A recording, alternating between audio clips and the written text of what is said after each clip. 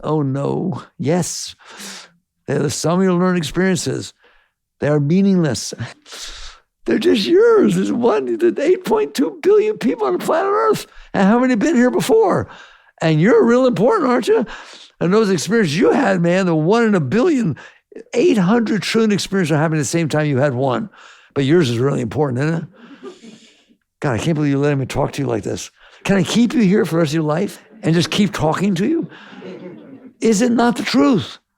But what you do is you get caught in it. The consciousness is now completely caught in the mind.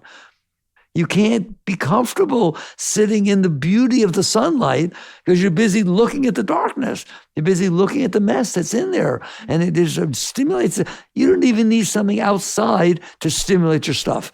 You can have a thought that stimulates 3 years of depression. Wow. And that everything I said about your mind is also your heart. Your emotions, your heart's a playpen. So you can play all kinds of music. It does all kinds of stuff, right? Yeah. It got the same way. It is the sum of your emotions are the sum of your learned experiences. That which freaks you out turns him on. That which freaks you out yesterday turns you on today.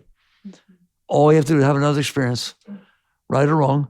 I don't want to go with Billy. I don't like him. Do you know that Billy's really rich? And he sometimes gives people nice cars? Oh, maybe he could come.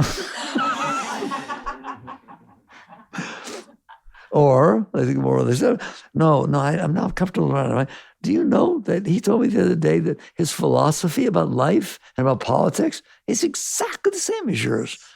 Really? He can come. Don't you wish I was exaggerating? I'm not, am I? Okay, so now you woke up. So your emotions are programmed based on the past experiences, and your thoughts are programmed, and you are caught in that. You can't handle that. Therefore, distraction, they distract you constantly. You're constantly distracted by your thoughts and by your emotions, and mostly your negative thoughts. Now, what do you do about it? I've noticed, just like you, that if the moment in front of me matches what I want in here, I'm doing great. And if it doesn't, I'm not. Therefore, the purpose of my life is to make the moment unfolding in front of me match what I want inside. And don't you dare tell me that's not how you wake up in the morning and spend your entire day, every time, every second. Well, we just got through saying the outside world has nothing to do with that. I'll make it have something to do with it. It doesn't bring harmony. What is harmony? Okay, we have 1 minute left. Ready? Learn to let go. Learn to not store that stuff in there. Experiences are real. Yes, we have experiences. Some of them are intense energy. Some of them are beautiful energy. Are you able to handle that? Can you handle reality? You're the highest species. That's what they tell me. You're the highest species on the planet. And what did Darwin say evolution of species was about? Adaptability. How adaptive are you in there to what's happening out here? 0. It is supposed to match what I want. And guess what? If it doesn't match what I want, ready? It's wrong. What you said was wrong. It hurt me. Well, that's because of all the experiences you accumulated throughout your life. And because it didn't fit good in here, it's wrong. Wow. No wonder you all can't get along. And so you wake up and you sit here and say, okay, I don't want to be like that. I moved out to the woods in 1971, dropped out of my doctoral program, which I was a very great student and everything, and just moved out to the woods and say, I ain't living like that. Once I saw that, once I woke up and saw it, no way I'm spending the rest of my life in there with that stuff. No way. I don't care what it takes. And I tried all. I meditated 6 hours a day. I've been around the block a few times, and I'm teaching you what I learned. There's a reason the mind is the way it is. Don't fight with it. You made it that way. I told you, are you in there? Who else is in there but you? Nobody. Oh, then you did it. If your house is a mess and you don't want to live there, all right? That mind is the way it is because you couldn't handle the situations that happened to you.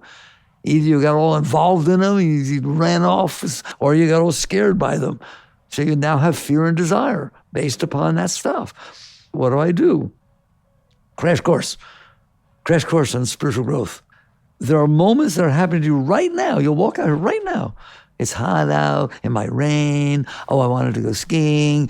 And you can't handle it. Can you handle the weather all the time? No, I don't want it to rain today. It's my birthday. It doesn't know it's your birthday, and you have no right to say that. That is about the stupidest thing you could ever say.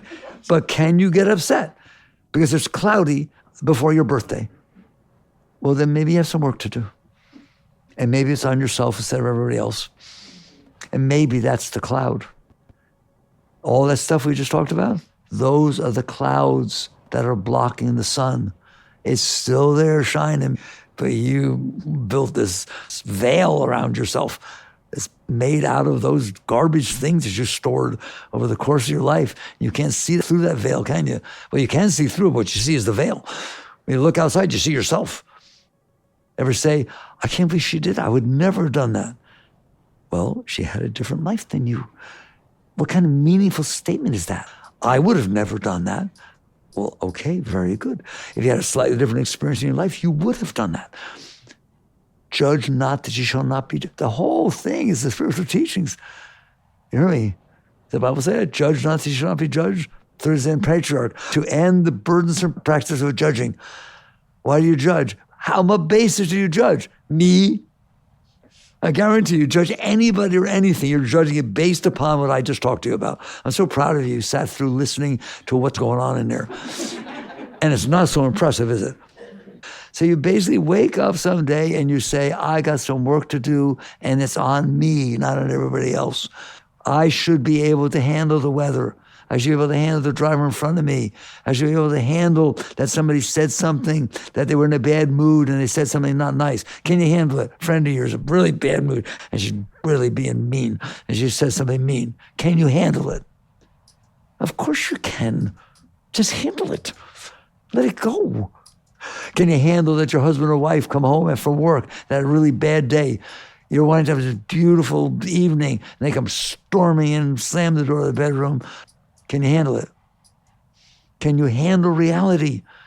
Or when they come out of that, are they going to pay for that? You don't treat me like that. You will treat me like that again. You'll be on the couch for 3 weeks. As opposed to, wow, you must have had a bad day. What can I do to help? Well, it made me cry. Why can't you be like that? It's not that you can't deal with him who came, or her that came home like that. You can't deal with you. Well, how about we start working on ourselves? And so what you do is little by little, your mantra becomes, I can handle that. That's what I learned all these years. I can handle that. Driver in front of me, I can handle that. You can use positive affirmation if you want. That's probably your grandmother. The last year she'll get to drive, right? Why don't you tailgate her and beep a little bit? No, okay, Grandma, it's fine. It's going to take 5 more minutes. Take it. Enjoy your last year. You can do things like that. You can use positive thinking, use mantra, but do something. Do not let the default is you get distracted, it gets stored in there, pay for that for the rest of your life, and so will everybody else you interact with. You are not your mind. You're this beautiful being looking at this disturbed mind, okay? And the answer is not to suppress the mind. It's not. The answer is to see why your mind is just echoing what you did. You did it. And so change how you deal with yourself. Okay, can you change? You can't do the big ones at first. Don't tell me that. Don't come to me, well, you don't understand. My wife left me and she died and this happened and I feel so much pain. How do I let go of that? One, eventually you will be able to see the beauty in the fact that you loved somebody so much that when they died, you felt such deep loss and such pain that you saw it as saying, I love you. You accepted it so deeply that it had a beauty to it. You didn't try to push it away and get rid of it and suppress it. You hugged it, you held it, you offered it to God. You used it to raise yourself and raise everything around you. Hear me? It has to do with the depth of experience that the conscious gets to have, isn't it? And eventually you get to where, that's what an enlightened being is. An enlightened being is a being that life comes in, all of it, and passes through, and they experience it for what it is. I'll stop. Ramakrishna, they once went to him, a fully enlightened master. Does an enlightened master feel anger? Yes. But it's like riding on water. What's the problem when you ride on water? Nobody can read it. It just goes right through. Okay, somebody does something, anger, hits something, comes up, passes right through. So what? There. Okay. Did you learn something? You're a beautiful being. When this cloud gets thinner, which you can do every day of your life, wake up in the morning and say, I'm going to handle the day. Well, you won't be able to. Things will happen. Good. Catch your breath. Bring yourself back up. Try again. I'll do better. Just like when you're playing the piano, you make mistakes. Good. That's why you practice. Practice letting go. Practice accepting. Sometimes you have to deal with stuff, but first accept it. First accept that that person said something and they're going to go off and bother somebody else. Honor it, respect it, accept it, look to see if you can help. So it's not that you don't act, you don't react based on that stuff that we just talked about that's in there. All right. I don't want to stop, but I will. Thank you for listening. Thank you. You're great beings. As you thin this stuff out, wait till you see what happens. All this Shakti starts pouring up in you naturally. You don't do a single thing. There's no action. There's no nothing. It's just feeding you. That's what Christ meant when he said, man does not live by bread alone, but by every word that leaveth the mouth of God. That's the inner energy is feeding you. The sunlight is not being blocked now. All right, work on yourself. Raise yourself. Jagrata.